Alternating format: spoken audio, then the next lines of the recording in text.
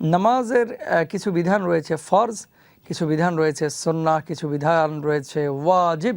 আরবিতে নিয়ত পড়াটা জরুরি না, যদি পারেন পড়তে পারেন। রুকুতে যাওয়ার সময় আমরা বলবো আল্লাহু আকবার। আল্লাহু আকবার অনেকে বলে, খেয়াল করে দেখেন, অনেকে বলে আল্লাহু আকবার, আল্লাহু আকবার এরকম বলেন না।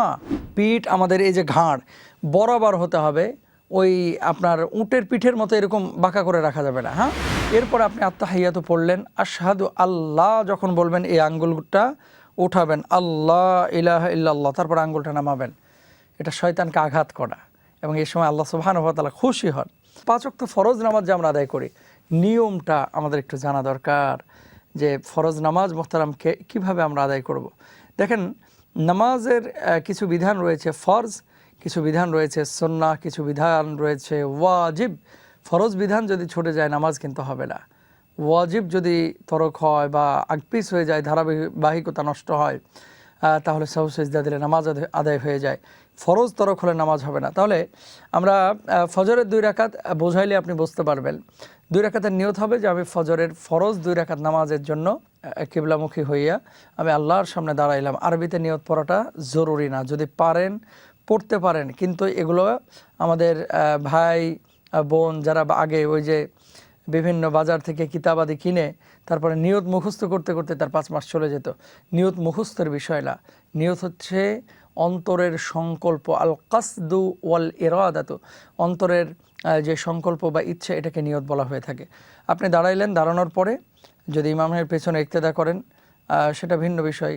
ইমামের পেছনে ইক্তেদা করলে তো আপনি ইমাম কেরাত পড়বে শুনবেন, কিন্তু আপনি একাকী যখন আদায় করবেন, আমি নিয়মটা বলে দিচ্ছি, এরপর আপনি একা আদায় করেন বা ইমামের পেছনে আদায় করেন, বোঝাটা আপনার জন্য সহজ হবে। প্রথমে তাকবীরে তাহরিমা আল্লাহু আকবার বলে আমরা হাতটা বেঁধে নেব। নাভির নিচেও হাত বাঁধতে পারেন, ওপরে বাঁধতে পারেন, বুকের ওপরেও বাঁধতে পারেন। তবে এটা যেহেতু মতবিরোধপূর্ণ মাসআলা, আপনার যেখানে খুশি আপনি বাঁধতে পারেন।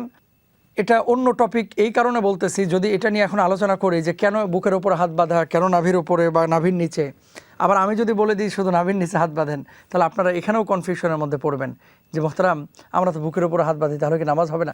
দেখেন, হাত বাঁধা হচ্ছে সুন্নাহ, হাত বাঁধা সুন্নাহ। যেহেতু 3টা বর্ণনায় পাওয়া যায়, আপনি যেখানে খুশি আপনি বাঁধতে পারেন। এক্ষেত্রে নামাজের কোনো তারতম্য হবে না, কোনো ক্ষতি হবে না।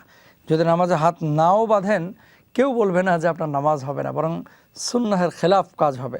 সুতরাং যেখানে খুশি আপনি হাত বাঁধতে পারেন। এই 3টা কাইফিয়ত জায়েজ আছে। হাত বাঁধার পরে সানা পড়বেন সুবহানাকাল্লাহুম্মা ওয়া বিহামদিকা ওয়া তাবারাকা ইসমুকা ওয়া তাআলা জাদ্দুকা ওয়া লা ইলাহা গায়রুক। এরপরে পড়বেন আউযু বিল্লাহি মিনাশ শাইতানির রাজিম, বিসমিল্লাহির রহমানির রহিম পড়ে সূরা ফাতিহা আমরা শুরু করলাম। সূরা ফাতিহা পড়ার পরে আমরা বিসমিল্লাহির রহমানির রহিম বলে সূরা ফাতিহার পরে আরেকটি সূরা আমরা মিলালাম। এখন কোথায় থেকে আমরা সূরা মিলাবো?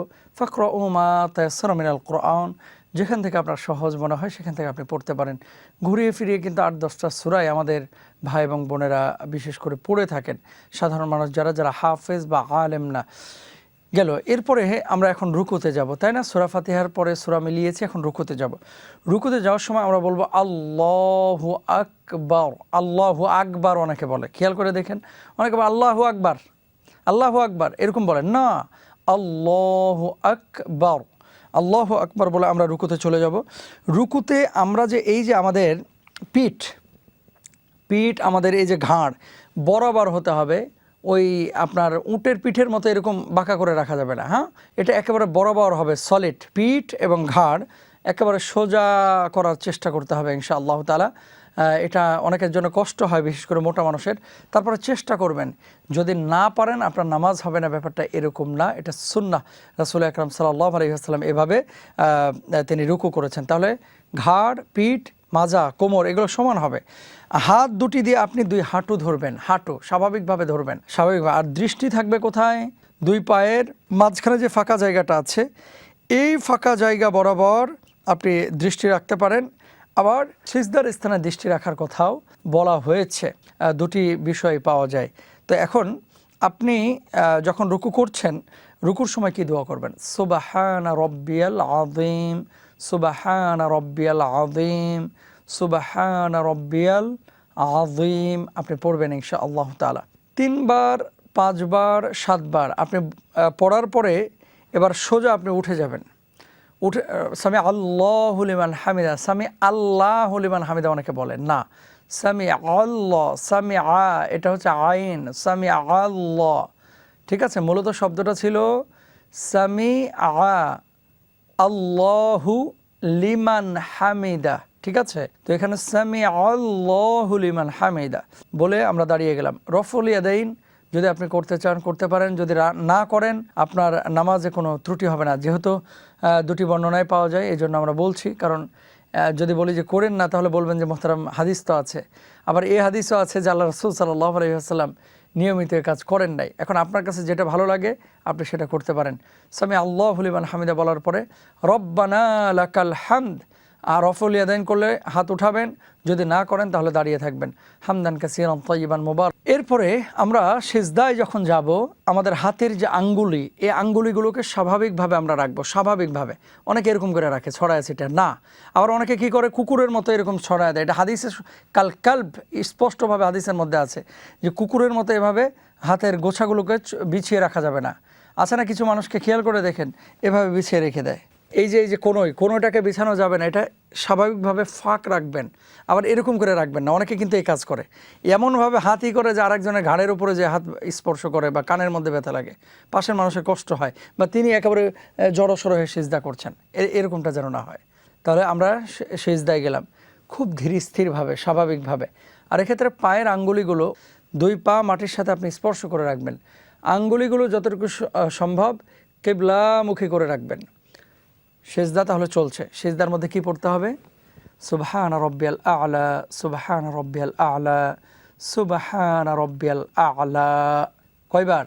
3 বার, 5 বার, 7 বার। এরপরে এক সিজদা থেকে আপনি উঠলেন, ওঠার পরে আল্লাহুম্মা গফিরলি ওয়ারহামনি ওয়াহদিনি ওয়াআফিনি ওয়ারযুকনি, যদি পারেন পড়বেন, যদি না পারেন নামাজের কোনো ক্ষতি হবে না। এরপরে দ্বিতীয় সিজদা সেম তরিকায় একই রকমভাবে আপনারা দিবেন ইনশাআল্লাহ।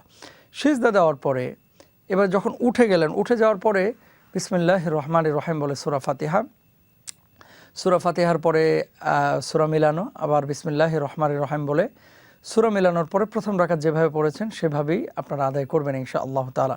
আর নামাজের ক্ষেত্রে যেটা হয়, আমালে কাসির আমরা অনেকে বুঝে হোক বা না বুঝে হোক অনেকে করে ফেলে। কেমন? ধরেন হাঁচি আসছে, এমনভাবে হাঁচি দিলাম, তারপরে এই যে মাথা চুলকাইতেছে, তারপরে এইভাবে জুব্বা বা পাঞ্জাবি নিয়ে নাড়াচাড়া করতেছে। আপনার এমন কোনো কাজ, ধরেন রুকুতে বা সিজদায় অথবা অন্য কোনো আমলের ক্ষেত্রে যখন আপনি বাস্তবায়ন করছেন, যদি দর্শক দেখে মনে করে যে এই লোকটা আসলে নামাজ পড়ছে নাকি এই লোকটা নামাজ পড়ছেন না, এরকম সন্দেহের মধ্যে যদি পড়ে যায়, মানে আপনার অতিরিক্ত কাজ নড়াচড়া, আপনার নামাজ কিন্তু হবে না। এটা খেয়াল রাখতে হবে।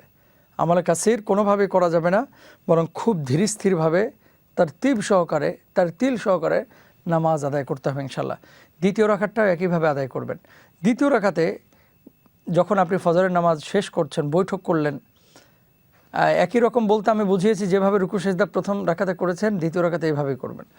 বৈঠকে বসে আত্তাহিয়াতু লিল্লাহি ওয়াসসালাওয়াতু ওয়াত-তাইয়্যিবাত, আসসালাওয়াতু ওয়াত-তাইয়্যিবাত, আসসালামু আলাইকা আইয়ুহান নবী ওয়া রাহমাতুল্লাহ। আত্তাহিয়াতু আপনারা সকলেই পারেন। খেয়াল করেন, বৈঠকে যখন বসবেন পেছনের যে আঙ্গুলিগুলো, ডান পায়ের আঙ্গুলিগুলো এভাবে রাখার চেষ্টা করবেন। সবগুলো আঙ্গুল কিবলামুখী করে রাখার চেষ্টা করবেন, এইভাবে এই যে চাপ দিয়ে কিবলামুখী করে রাখার চেষ্টা করবেন ইনশাল্লাহ। যদি মোটা মানুষের সমস্যা হয় তাহলে আপনি যদি আঙ্গুলগুলো ছড়িয়ে দেন কোনো সমস্যা নাই। আবার অনেকের পায়ের সমস্যা থাকে, 2 পাই খাড়া করে রাখেন। আপনার বাম পা থাকবে হচ্ছে আপনার নিতম্বের নিচে, আর ডান পা থাকবে হচ্ছে কেবলামুখী হয়ে, আঙ্গুলগুলি কেবলামুখী থাকবে। এরপর আপনি আত্তাহিয়াতু পড়লেন, আশহাদু আল্লাহ যখন বলবেন এই আঙ্গুলটা উঠাবেন, আল্লাহ ইলাহা ইল্লাল্লাহ, তারপর আঙ্গুলটা নামাবেন। এটা শয়তানকে আঘাত করা, এবং এই সময় আল্লাহ সুবহানাহু ওয়া তাআলা খুশি হন। আর আরেকটি বর্ণনা পাওয়া যায় যে পুরো অবস্থায় এভাবে আঙ্গুলটাকে নড়াচড়া করানো। তো আপনার যেটা আপনি আমল করেন সেটা আপনি করতে পারেন ইনশাআল্লাহ তাআলা, যেহেতু একাধিক বর্ণনা আছে।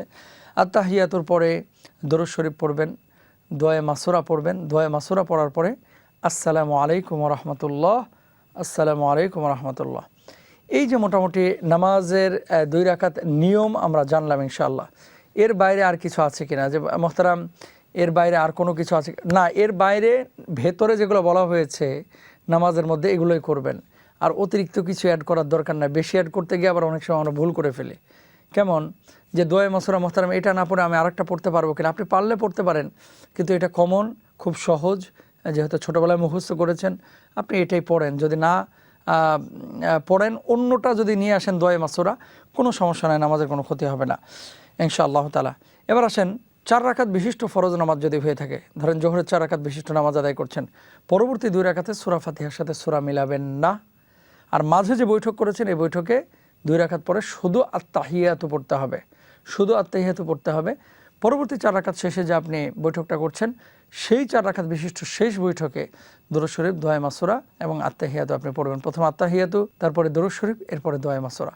এভাবে ইনশাআল্লাহ তাআলা মাগরিবের নামাজে দ্বিতীয় রাকাতের পরে একই নিয়ম, দ্বিতীয় রাকাতে বৈঠকে শুধু আত্তাহিয়াতু, আর তৃতীয় রাকাতে উঠে সূরা ফাতিহা, সূরা না মিলানো, এরপরে মিলাবেন না সূরা, তারপরে শেষ বৈঠকে আত্তাহিয়াতু, দুরূদ শরীফ, দোয়া মাসুরা।